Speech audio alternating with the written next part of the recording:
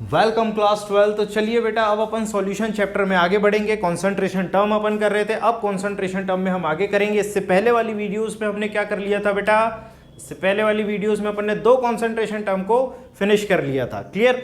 अब हम क्या करने वाले हैं बेटा, हम बाकी की बची हुई कंसंट्रेशन टर्म्स को कंप्लीट करेंगे। ठीक है, तो देखिए ध्यान से बेटा, स्ट्रेंथ इज अनदर आपकी क्या है बेटा, कंसंट्रेशन टर्म है। ठीक है, तो इसको ध्यान से देखिएगा बेटा, हो सकता है मैंने शायद लिखा नहीं था वहां पे, है ना, तो इसको नोट कर लीजिएगा। ये भी आपकी क्या है बेटा, एक कंसंट्रेशन टर्म है। ठीक है, और relation between molarity and strength ये बहुत पूछा जाता है बेटा।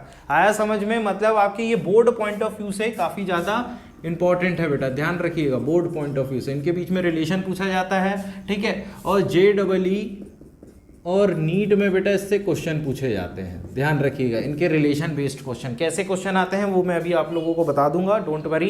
क्लियर, और रिलेशन भी मैं आप लोगों को बताऊंगा अभी, तो चिंता मत करिए। लेकिन सबसे पहले समझते हैं बेटा अपन कि स्ट्रेंथ क्या होती है। ठीक है, बहुत ध्यान से समझिएगा बेटा इसको। ठीक है, बच्चे बहुत कंफ्यूज होते हैं इसमें। ठीक है, स्ट्रेंथ और मोलैरिटी में। देखो इधर ध्यान से बेटा, अगर हम स्ट्रेंथ की बात करें कि strength of the solution is defined as the mass of the solute.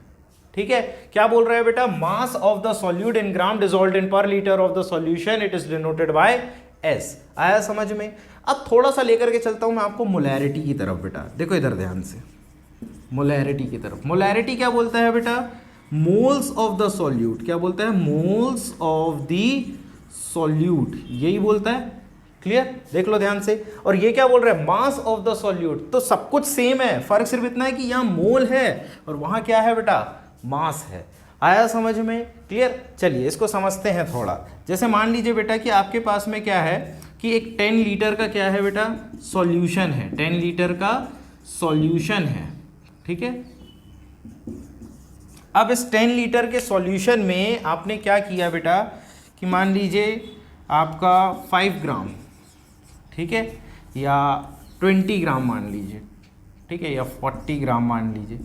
40 ग्राम क्या है बेटा, आपका सॉल्यूट है। क्या है, सॉल्यूट है। आया समझ में। तो अब अगर हमको स्ट्रेंथ ऑफ द सॉल्यूशन, ठीक है, स्ट्रेंथ ऑफ द सॉल्यूशन अगर हमको निकालना है, सॉल्यूशन का स्ट्रेंथ निकालना है, तो अब देखो क्या करोगे, S is equals to 40 total by 10, तो कितना आ जाएगा, स्ट्रेंथ आ जाएगी बेटा इसकी 4। आया समझ में, कितनी आ जाएगी बेटा, 4 आ जाएगी। क्या यहाँ तक क्लियर होता है सभी को बेटा, जो बताया गया है क्या वो क्लियर है, बोलो। स्ट्रेंथ समझ में आ गई कि स्ट्रेंथ हम कैसे निकालेंगे। क्लियर, बिल्कुल इसी तरीके से निकालना है बेटा, इजीली। ठीक है, जितना दिया गया है, ठीक है, कितने लीटर का आपका सॉल्यूशन है, ठीक है, उसी से आपका स्ट्रेंथ ऑफ द सॉल्यूशन भी निकल जाएगी। आया समझ में। तो स्ट्रेंथ ऑफ द सॉल्यूशन आ गई आपके पास में बेटा। क्लियर, अब देखते हैं बेटा अपन relation between molarity and strength, है ना, कि क्या बोला जा रहा है। तो मोलैरिटी के बारे में मैं आपको थोड़ा सा बता दूं बेटा कि मोलैरिटी आपने पढ़ा था, तो मोलैरिटी का क्या फॉर्मूला था।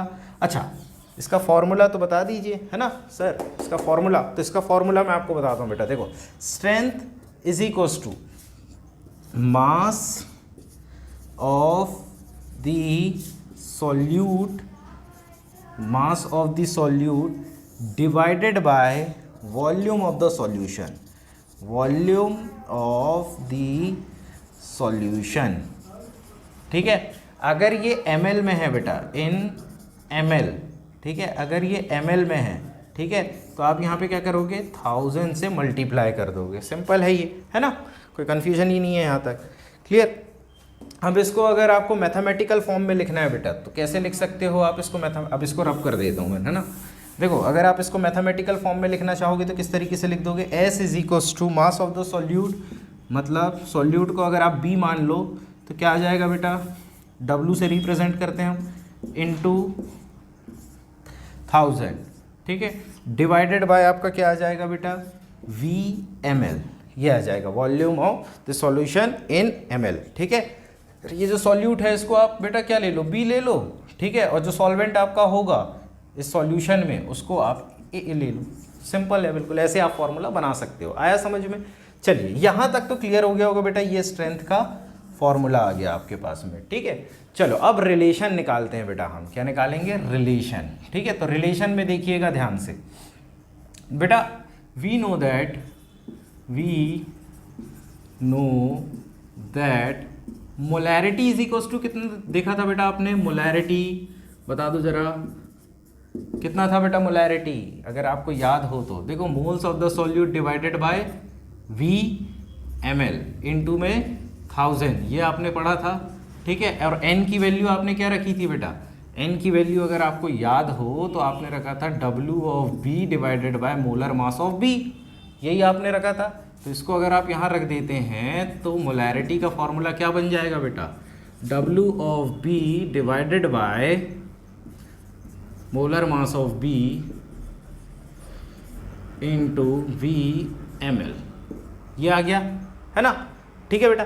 अब इधर देखो स्ट्रेंथ ऑफ द सॉल्यूशन, ठीक है, from strength of the solution, strength of the solution. तो स्ट्रेंथ ऑफ द सॉल्यूशन देखो बेटा ध्यान से, ये क्या आ रही है? S is equals to WB upon VML, ठीक है, इंटू 1000, ये आ रहा है। अब एक काम करो, इधर देखो ध्यान से बेटा, ये WB, ठीक है, VML और ये 1000, अगर आप इतना देखें, ये देखो, ये इतना अगर आप देखें तो ये आपको क्या दिखाई दे रहा है बेटा? ये स्ट्रेंथ ही तो है ना। तो मतलब आप मोलैरिटी को ऐसे भी तो लिख सकते हो, 1 अपॉन MB इंटू ये पूरा पूरा S आ जाएगा, है ना, आ सकता है ये, क्लियर। अब इसके नीचे इसको मत लिख लेना, इसको इसके नीचे लिख लेना, ठीक है। तो अब मैं इसको रब कर रहा हूँ यहाँ से,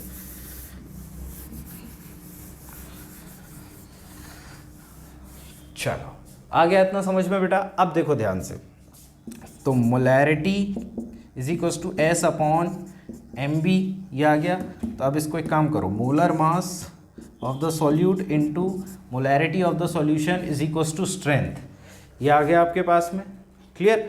और अगर आपको मोलैरिटी निकालना है तो strength upon molar mass of the solute कर लो आप, आया समझ में। तो इस तरीके से ये रिलेशन फाइंड होता है बेटा। क्वेश्चन भी बिल्कुल इसी बिहाफ में पूछा जाते हैं कि आपको क्या दिया जाए बेटा, कि अगर molar mass of the solute दे दिया जाए, ठीक है, और मोलैरिटी ऑफ द सॉल्यूशन आपके पास में गिवन है, ठीक है, तो आप उस तरीके से निकाल सकते हैं, क्लियर। इस तरीके का रिलेशन यूज़ करके आप निकाल सकते हैं। ध्यान रखिएगा बेटा कि क्वेश्चन कैसे कैसे बन सकते हैं, ठीक है।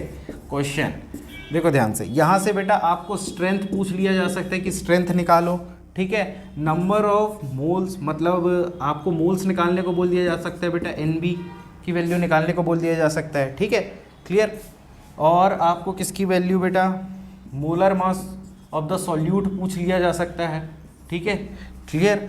मोलैरिटी आपसे पूछ ली जा सकती है, ठीक है। तो ये 4 तरीके के क्वेश्चन आपसे पूछ लिए जा सकते हैं। अच्छा, और भी पूछे जा सकते हैं बेटा, वेट ऑफ द सॉल्यूट भी आपसे पूछा जा सकता है, ठीक है। वॉल्यूम ऑफ द सॉल्यूशन आपसे पूछ लिया जा सकता है भाई, वॉल्यूम ऑफ द सॉल्यूशन ये भी आप लोगों से पूछ लिया जा सकता है। तो इतने क्वेश्चन फॉर्म हो सकते हैं बेटा, ठीक है। अगर एनसीईआरटी में आपके कोई क्वेश्चन इस तरीके का दिया गया तो प्लीज़ उसे ट्राई कर लीजिएगा बेटा। किस तरीके का क्वेश्चन बनेगा वो मैंने आप लोगों को बताया है, ठीक है, क्लियर। और अगर आपसे कोई क्वेश्चन इससे रिलेटेड नहीं बनेगा तो कमेंट बॉक्स में वो क्वेश्चन डाल दीजिएगा, तो नेक्स्ट वीडियो में मैं उसका सॉल्यूशन करके आपको दे दूंगा। आया समझ में, क्लियर। तो आप लोगों को बेटा ये 2 चीज़ें समझ में आई, स्ट्रेंथ, ठीक है, और relation between the strength, relation between the molarity and strength, ठीक है। ये एक इंपॉर्टेंट टॉपिक है बेटा, ठीक है, इन दोनों के बीच में रिलेशन, ठीक है। इसी से क्वेश्चन थोड़ा से ज़्यादा पूछे जाते हैं, क्लियर। तो आई होप आप लोगों को पूरा कॉन्सेप्ट क्लियर हो गया होगा स्ट्रेंथ के रिगार्डिंग, ठीक है, क्या रिलेशन होता है मोलैरिटी और स्ट्रेंथ में, ठीक है। अब इसके बाद बेटा नेक्स्ट क्लास में अपन पढ़ेंगे बेटा वॉल्यूम परसेंटेज को पढ़ेंगे, और साथ ही साथ में अपन किसको पढ़ेंगे बेटा, मोल फ्रैक्शन को भी पढ़ेंगे। आया समझ में, क्लियर। और उनमें भी देखेंगे, फिर मोलैलिटी को भी पढ़ेंगे, फिर मोलैलिटी मोल फ्रैक्शन में क्या रिलेशन है, मोलैलिटी वगैरह में क्या रिलेशन है, ये भी देखेंगे अपन। मतलब जिसका पॉसिबल रिलेशन बनता है बेटा, ठीक है, जो कि हमारे बोर्ड पॉइंट ऑफ व्यू से, JEE NEET point of view से रहेगा, उसको हम ज़रूर कवर करेंगे। आया समझ में, क्लियर। चलिए बेटा नोट कर लीजिए इसको।